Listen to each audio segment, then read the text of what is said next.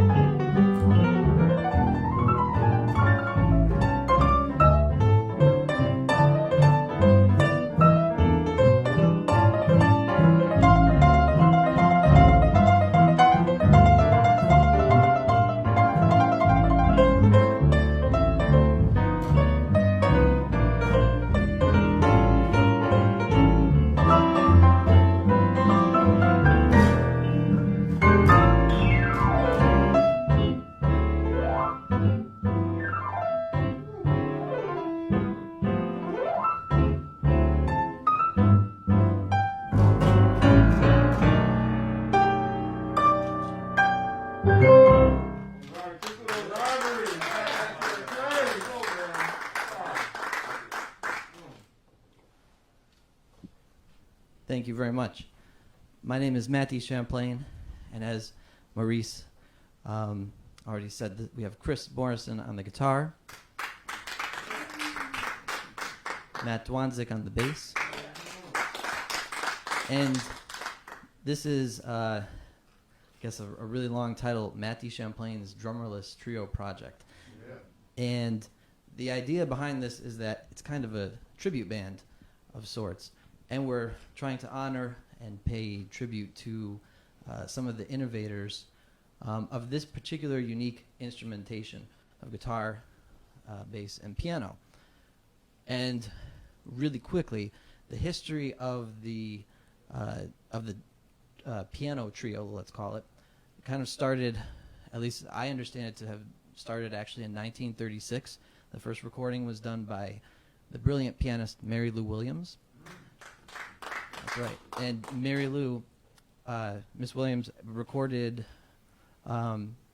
trio with piano, bass, and drums.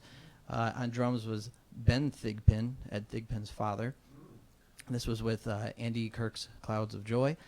Right after that, in 1937, you have Nat King Cole, at least from my understanding, he moved to Los Angeles and started a trio of his own, and it was piano, bass, and guitar, with Johnny Miller on bass and Oscar Moore on guitar. So we would like to, without going into a whole huge historical thing, we're going to honor the men and women that were a part of that innovated and that did arrangements and compositions for this instrumentation. And we'd like to continue now, speaking of Nat King Cole, with a very, a pretty, what would you call it? Not known, unknown tune that he recorded in 1949 with his Drummerless trio. And by the way, Drummerless, it sounds like a bad word because there's no drums, but it's not. We still love drummers. And we're doing our best to be percussive and to make that happen. This is something that Oscar Moore wrote in 1949. A beautiful tune that was kind of, I guess you could call it pre-bop, but it was really bridging the gap between the swing era and the bebop era. This is called Peaches.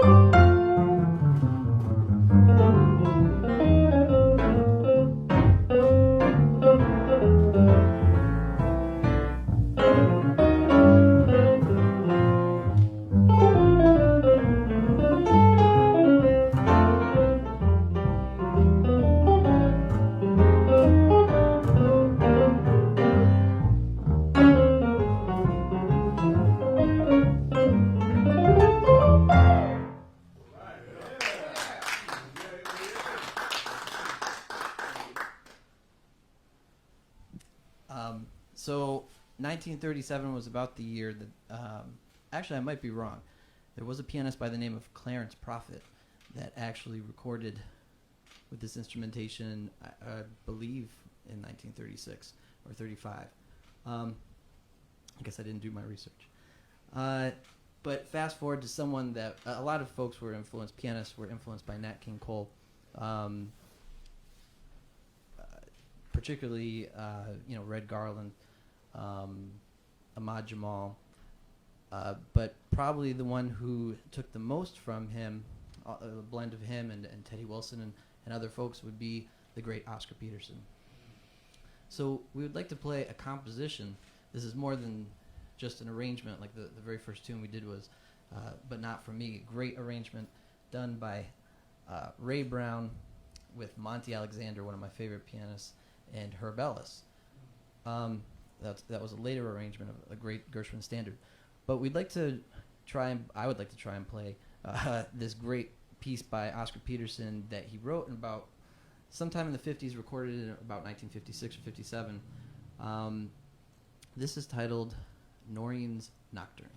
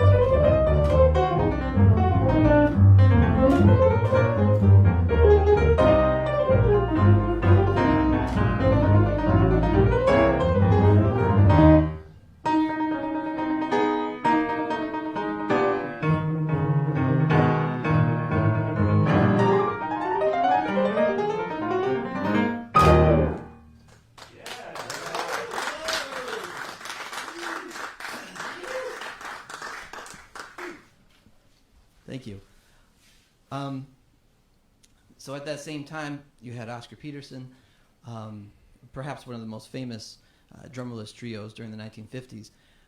You also had Ahmad Jamal for a short period of time with the great Ray Crawford. And then Phineas Newborn had made a record with his brother Calvin Newborn.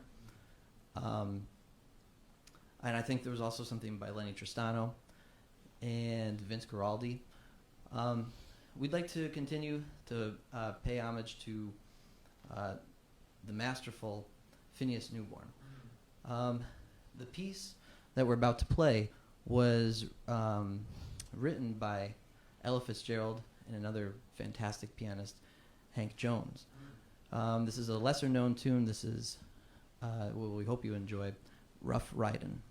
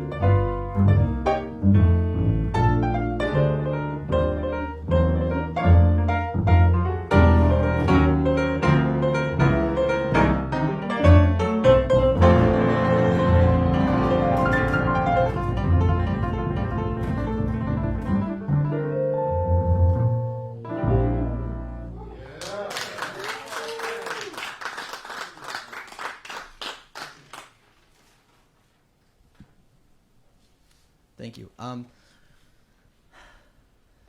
Where to go from there? I would like to actually challenge myself. We're going to attempt to do an arrangement, or we're going to play an arrangement. Chris and Matt are going to do a great job, and I'm going to fly by the seat of my pants here because this is a tough one. After this, after you're done watching us, go on to YouTube and check this out. This is the Tal Farlow Trio with Red Mitchell on bass and the great Tommy Flanagan on piano. And it's a video. It's a live video where you can see them play this exact arrangement. So this is Tal and Tommy's arrangement of another great Gershwin standard. We hope you enjoy Fascinating Rhythm. Yeah.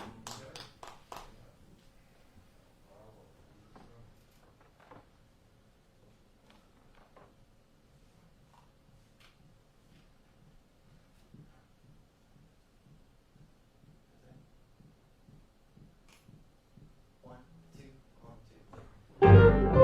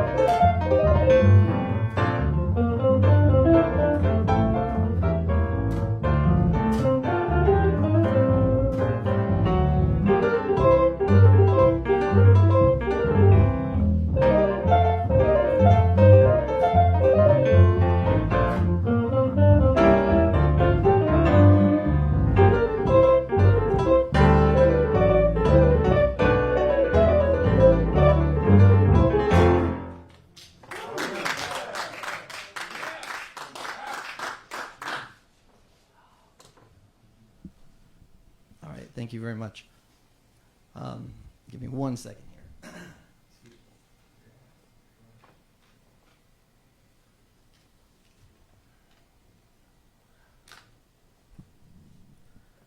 Thank you. Yeah, so that was Tal Farlow and Tommy Flanagan's arrangement of Fascinating Rhythm. Now I'd like to kind of go to a different place and honor someone that we lost back in May, and that's Mr. Don Trenner. Yeah, he was an incredibly important figure, particularly in the jazz world. And besides, luminaries such as Nancy Wilson and Charlie Parker, Chet Baker, and Bob Hope, he kind of played with the who's who of jazz. I remember going over his house and seeing pictures of him with Herb Ellis and Dizzy Gillespie, and playing at jazz festivals over in Europe with Jerry Mulligan. But the biggest thing, thankfully, I got to know him over the course of the last 7 years, and he just he radiated this sort of beautiful spirit that it's hard to put into words, because he was just kind to everyone. He was generous and giving, and open about all things musical and business wise, and for someone like myself that's trying to aspire to have a career in music, he was incredibly encouraging, especially over the course of the last 7 years. There was a point where I started to kind of want to give up a little bit, and he, as a great mentor, he was a great mentor to me, not in the sense that we necessarily had piano lessons, but just he built me up and gave me the courage to go out and share, what I have to say, musically speaking. And there's a lot of weight to that. So before he passed away on May 16th, I was going to play this tune that I wrote for him on a gig back in March. And, of course, the gig got canceled once we started to quarantine, and I never got to play this for him. And actually, it's still untitled, believe it or not. Still looking for the right name. So if there's any suggestions, if you're all new Don, shoot me an email. But we hope you enjoy. This is the first time, the world premiere of sorts, of this tune for Mr. Don Trenner.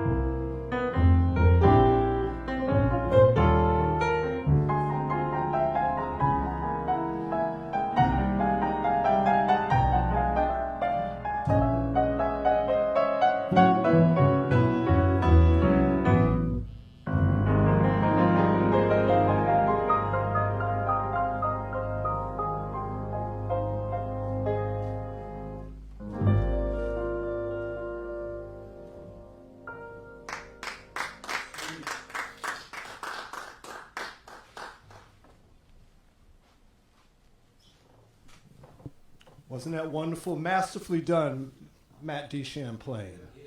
A title went through my mind's eye. How about Hues and Blues for Mr. DT? Something to consider that.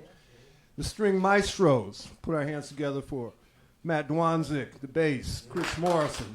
Mr. Morrison at the guitar. Isn't this amazing? And let's, of course, you know, this music live stream is funded, and let's thank them royally, the Edward C. and Ann T. Roberts Foundation, for allowing us to bring it indoors and bring it out to the world to you. Live streaming from the beautiful Trevor Davis Library Studio, located here in downtown Middletown. Thank you, Trevor Davis, Trey Davis, stage manager. Our wonderful Hartford Jazz Society staff members and friends pulling us off, Sherman Sklar, Mr. Bulmer, Mr. Laster. I'm Maurice D. Robertson, and next week, round 4 of our wonderful PB Monday Night Jazz series, Paul Brown, that is, the 53rd annual, I might add. We'll have Nelson Bayo, Latin Jazz, in the house next week, Monday, and we go right through the 17th of August, 6 concert. So let your friends know if they're overlooking us. Live streams, the Hartford Jazz Society Facebook page, 7 to 8. Go to hartfordjazzsociety.com for all the information about the concert acts, bios, and what have you. And before we bring back on the trio, the Drummerless trio, for one more, we're blessed. We're going to have a few live engagements, masking required, social distancing required, but we're blessed that this Friday the 31st at Fast and Kungabop, along with Steve Davis and Josh Bruno, doing a tribute to the great Lee Morgan at the Tavern, which is a wonderful restaurant located at Keeney Park's golf course. Reservations for tables are recommended. We also have, thankfully, outdoor series hosted by the Butler McCook House, located 396 Main Street, downtown Hartford, a sunset series starting August 6th with Oris Jenkins, who opened our Paul Brown Monday Night Jazz series 2 Mondays ago, right through the 20th. Again, social distancing will be enforced. You have to call ahead to reserve blanket space. And Paul Fuller, who loves Paul Brown, has a jazz outdoor concert on the 13th, a Thursday, in downtown Manchester's Center Park, I believe the 500th block of Main Street, downtown Manchester.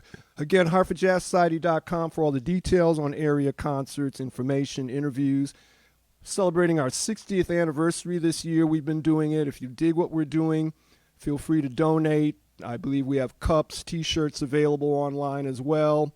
Consider a membership and keep this going. Thank you for your support. Let's bring back on the trio for one more.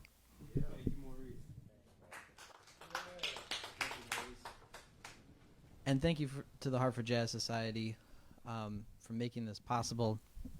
It's truly a pleasure. It's an honor to be here sharing with everyone this music. And thank you again to Matt Dwonszyk and to Chris Morrison, who, I mean, I transcribed some of these arrangements. I put some of them together myself. Obviously, that was an original, and this last piece we're going to do is an original composition also. So they took the time to really, study up and make it happen. And again, it's not easy to do without a drummer. So for this last piece, this is also an original. It's called Stride Bop. And the idea behind it is that you have, over 100 years of jazz history, a lot of different styles. And some of them seem like they might not work together, even though there's a whole lineage. And I've always been fascinated with the earlier forms of stride piano by such practitioners as Thomas Fats Waller and James P. Johnson and Art Tatum and Cliff Jackson. And then bebop, which, Charlie Parker, Dizzy Gillespie, Bud Powell, Thelonious Monk, just to name a few. These two styles can actually coexist, as can, hard bop with stride. And I'm kind of working on trying to figure out how to make that happen.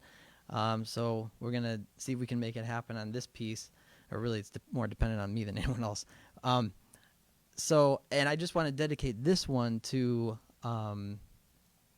someone who was incredibly instrumental in my early life, and I also know Matt Dwonszyk's too, and that is Paul Brown. That's PB. Yeah. When I had no business playing jazz whatsoever, as a freshman at the Greater Hartford Academy of the Arts, I was in an ensemble where we didn't have a bass player, thankfully, so PB not only taught the ensemble, he played in the ensemble. I was at an upright just like this, and there was Paul Brown, and here's this wonderful, huge sound, these bass lines. I got to soak that in when I knew nothing about the music, and he did so much to teach me. He also, not aware, I don't know how many people are aware of this, but he could play piano too. And he sat down, he would come up and show me voicings, my first shell voicings, Bud Powell style. And he taught me about the history of jazz, the history of this music, the culture, and how to respect that, and how to be a part, how, it's an inclusive music, not an exclusive music, and so how I can insert myself best while respecting the history and the lineage. And that's what we're aiming to do here, and that's what this Drummerless Trio project is about. So we thank you for giving this your time. I know I'm talking too much, so without further ado, here's our last piece. This is Stride Bop, dedicated to PB, Mr. Paul Brown.